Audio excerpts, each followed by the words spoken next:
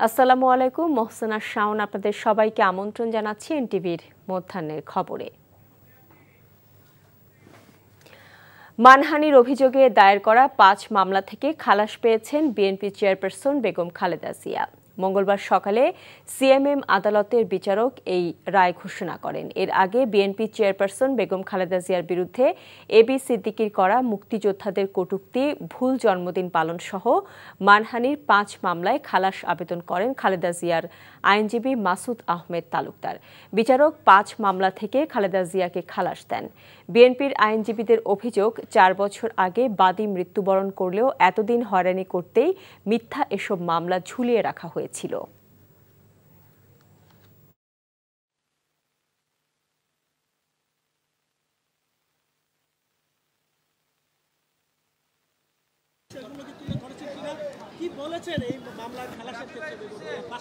ঠিক আছে, আমার বাদী যারা তারা প্রত্যেকে আওয়ামী লীগের পৃষ্ঠপোষক ছিলেন। সরকারের ইঙ্গিতে ৫ আগস্টের আগ পর্যন্ত এই মামলায় যত আমরা ডাক চিৎকার করেছি, আদালতে নিবেদন করেছি, আদালত শুধু তারিখের পর তারিখ দিয়ে যেতেন, কারণ সরকারের পৃষ্ঠপোষকতায় এই সকল মামলা ছিল।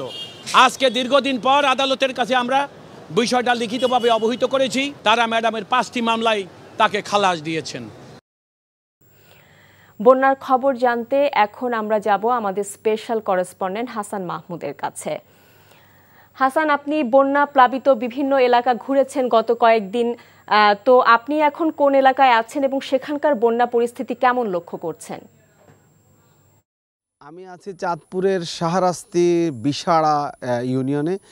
চাঁদপুর শাহরাস্তি অঞ্চলটির যতটুকু ঘুরেছি প্রায় বেশিরভাগ অঞ্চলই কিন্তু পানিতে ডুবে আছে, এখনও পানি কিন্তু নামছে না। আমরা যদিও একেবারে ডাকাতিয়া নদীর পাড়ে দাঁড়িয়ে আছি এবং ডাকাতিয়া নদী থেকে হয়তো বা ১০০ ফিটের মধ্যে আমি আছি এবং এই বাড়িগুলোও তাই। এবং এই বাড়িগুলোর যদি চিত্র দেখেন তাহলে এই পানিটা কিন্তু নেমে যাওয়ার পর, অর্থাৎ গত ৩ দিনে যে পরিমাণ পানি নেমেছে তারপরে হচ্ছে তাদের এই চিত্র, এবং বাড়ি থেকে বের হওয়ার জন্য ভেলা কিংবা নৌকা ছাড়া কোনো উপায় আপাতত নেই।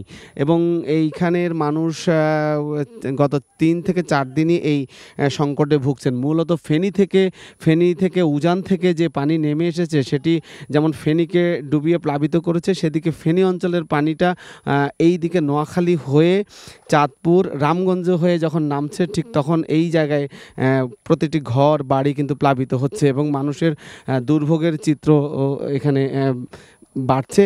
এবং পানিবাহিত রোগ যেটি বলছিলাম, আসলে মূলত এখন যে সংকটটি হচ্ছে সেটি হচ্ছে বিশুদ্ধ খাবার পানি এবং পানিবাহিত রোগের কারণে কিন্তু এখানে দেখা যাচ্ছে যে শিশু কিশোর যারা রয়েছে তাদের কিন্তু এক ধরনের সমস্যা দেখা দিচ্ছে, বিশেষ করে চর্মরোগ এবং ডায়রিয়ার প্রাদুর্ভাবটা বেশি। এবং এরা বলছেন যে এদের এই এলাকায় খুব বেশি ত্রাণ যে পৌঁছেছে ব্যাপারটি তা না, তবে তারা কিছু পেয়েছেন। আমরা এমনও দুর্গম অঞ্চলে এখানের শাহরাস্তির রয়েছে যে এই জায়গাটিতে দেখেছি যে পর্যাপ্ত ত্রাণও সেখানে পৌঁছে নেই। বন্যার খবর জানতে যাচ্ছি লক্ষ্মীপুরে, সেখানে আছেন সহকর্মী আবুল কালাম আজাদ। আজাদ, লক্ষ্মীপুরে বন্যার পানি কি নামতে শুরু করেছে?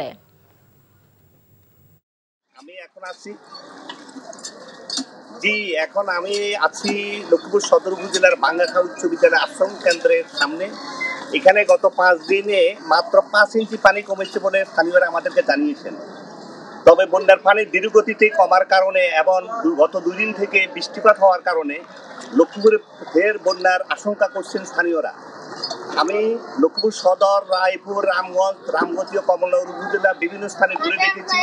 বন্যা কবলিত প্রায় ৯০% মানুষ এখন এলাকায় এখন পানির নিচে রয়েছে। এখানে বিশুদ্ধ পানির অভাব, পয় নিষ্কাশন এবং খাদ্য সংকটের কারণে এখানকার মানুষ খুব দিশেহারা অবস্থা আছে। বন্যা কবলিত এলাকা মানুষ এখন দিশেহারা হয়ে পড়েছেন। লক্ষ্মীপুর পানি উন্নয়ন বোর্ডের নির্বাহী প্রকৌশলী আমাদেরকে জানিয়েছেন গত 5 দিনে মাত্র 25 সেন্টিমিটার পানি উচ্চতা কমেছে সুইচ গেট এলাকা দিয়ে। এখন যে বন্যার পানি নেমেছে সেগুলো অতি ধীরগতিতে নামছে। লক্ষ্মীপুর সদর এলাকায় সবচেয়ে বেশি ভয়াবহ এবং রামগঞ্জ ও কমলনগরে ভয়াবহ অবস্থা বিরাজ করছে। এখানকার এখন সবচেয়ে বেশি ক্ষতিগ্রস্ত হয়েছে লক্ষ্মীপুরের কৃষি এবং কৃষি খাতে এবং মৎস্য খাতে এখানকার কৃষক এখানকার কৃষি খাত এবং মৎস্য খাতে কৃষকেরা এখন খুব দিশেহারাও পড়েছেন, মৎস্যবিরা দিশেহারাও পড়েছেন, তারা কিভাবে সামনে বেঁচে থাকবেন। লক্ষ্মীপুর এই ছিল আমার কাছে বন্যা পরিস্থিতির সর্বশেষ আপডেট। শাওন, লক্ষ্মীপুর থেকে জানছিলাম বন্যার খবর। আয়নাঘরে বন্দী থাকা ব্রিগেডিয়ার জেনারেল আব্দুল্লাহিল আজমি সাংবাদিক সম্মেলনে কথা বলছেন, আমরা সরাসরি যোগ দিচ্ছি সেখানে। আমার কয়েকটা আবেদন আছে। 1 নম্বর, সকল গুম, খুন, হত্যা, ধর্ষণ, রাহাজানি, জুলুম, নির্যাতন, নিপীড়নের দোষীদের বিরুদ্ধে আইনানুগ ব্যবস্থা গ্রহণ করুন। ভবিষ্যতে যেন আর এই ধরনের কোনো ব্যবস্থা না হয় তার প্রতিকার করুন, তার জন্য প্রযোজ্য আইন প্রতি করুন। আর কোনো বাবা মার বুক যেন খালি না হয়ে যায়। আমার মা 3 বছর হযরত ইসা ইসলাম যখন তার ভাইরা কুয়াতে ফেলে দিল, ইয়াকুব আলাইহিস সালাম কাঁদতে কাঁদতে কন্ধ হয়ে গেছেন। আমার মা আমার জন্য এই 3 বছর কাঁদতে কাঁদতে আমাকে নাকে দেখে চলে গেছে। এই জালেমরা, আমার বাবা মারা গেছে, আমার বড় 5 ভাইকে আসতে যায়নি, আমার মা মারা গেছে, 6টা ছেলে একজনের সামনে ছিল না, আমি মায়ের অন্ধর লাঠে ছিলাম। আমার জন্য কাঁদতে কাঁদতে হাহাকার করে মা চলে গেছে, আমাকে আসতে জানি। আর যেন কোনো মায়ের বুক খালি না হয়, আর যেন মায়ের কান্না না হয়, আপনারা দয়া করে ব্যবস্থা করেন।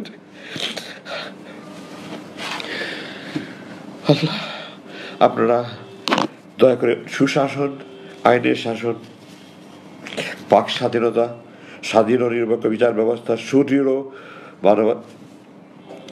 মানবাধিকার সুনিশ্চিত করে সুখী সমৃদ্ধ বাংলাদেশ, সার্বভৌম বাংলাদেশ গড়ে তোলেন। আমার এটা দোয়া। আমি এখানে আরেকটু বলতে চাই যে আমাদের সংবিধান এটা 1972 সালে রচিত হয়েছে।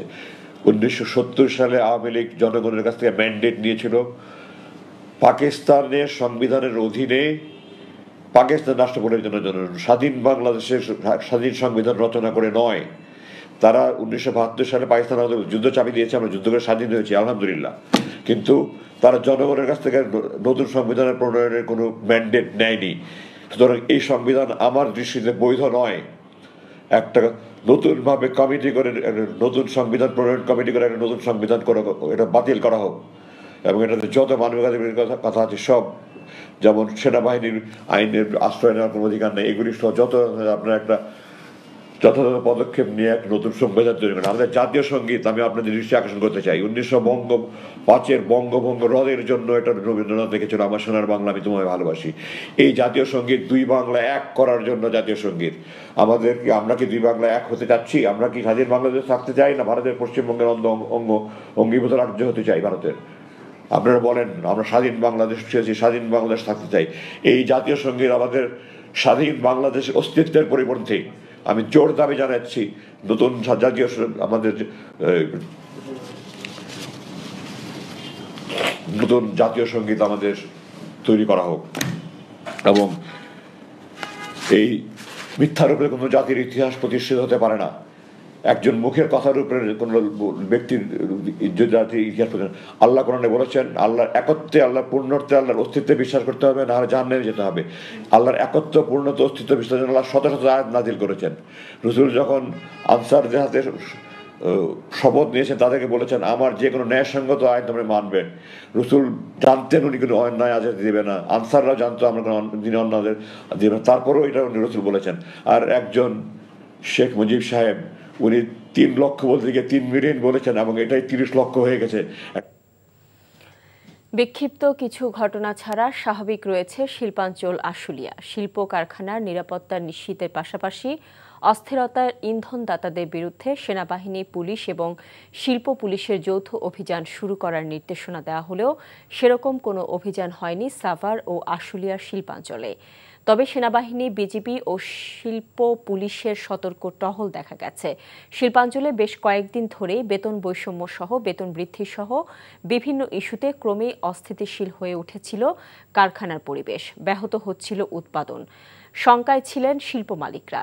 এমন প্রেক্ষাপটে অভিযান শুরুর কথা জানানো হয়। এদিকে শিল্পাঞ্চল আশুলিয়ার জামগড়া এলাকায় বেতন বৈষম্যের প্রতিবাদে সকাল থেকেই কারখানার সামনে অবস্থান নিয়ে বিক্ষোভ করছেন দি ড্রেস অ্যান্ড দি আইডিয়াস নামের কারখানার শ্রমিকরা। শ্রমিক অসন্তোষের মুখে কাজ বন্ধ রয়েছে আশুলিয়ার নাসা সুপার নামের তৈরি পোশাক কারখানায়। অন্যদিকে বন্ধ রয়েছে ইনসেপ্টা ফার্মাসিউটিক্যালস আশুলিয়ার কাঠকড়া ও ধামরাইয়ের বৃহৎ 3টি প্ল্যান্ট। প্রবাসের খবর। সিডনিতে বিএনপির আলোচনা সভা এবং বাংলাদেশের বন্যা দুর্গত মানুষের জন্য বিশেষ দোয়া করা হয়েছে। এনটিভির অস্ট্রেলিয়া প্রতিনিধি রাশেদ শ্রাবণ জানান, সিডনির লাকেম্বা রেলওয়ে প্যারেডে প্রতিষ্ঠা বার্ষিক উপলক্ষে বিএনপি অস্ট্রেলিয়ার উদ্যোগে অনুষ্ঠিত হয়েছে আলোচনা সভা ও বিশেষ দোয়া। বিএনপি অস্ট্রেলিয়ার সভাপতি মোহাম্মদ মোসলেউদ্দিন হাওলাদার আরিফের সভাপতিত্বে এবং সাধারণ সম্পাদক মোহাম্মদ আবুল হাসানের পরিচালনায় প্রধান অতিথি হিসেবে অনুষ্ঠানে বক্তব্য রাখেন সাবেক সভাপতি মনিরুল হক জর্জ। অনুষ্ঠানে দোয়া পরিচালনা করেন মাওলানা ফেরদৌস আহমেদ। এই ছিল মধ্যাহ্নের খবরে। এই খবরের ভিডিও সহ আপডেট জানতে ভিজিট করুন এনটিভি অনলাইন www.ntvbd.com। এছাড়াও এনটিভি জনপ্রিয় সব অনুষ্ঠান ও খবরের আপডেট জানতে ভিজিট করুন আমাদের ইউটিউব ও ভেরিফাইড ফেসবুক পেজ। 2টায় দুপুরের খবর দেখার আমন্ত্রণ রইল। এতক্ষণ সাথে থাকার জন্য সবাইকে ধন্যবাদ।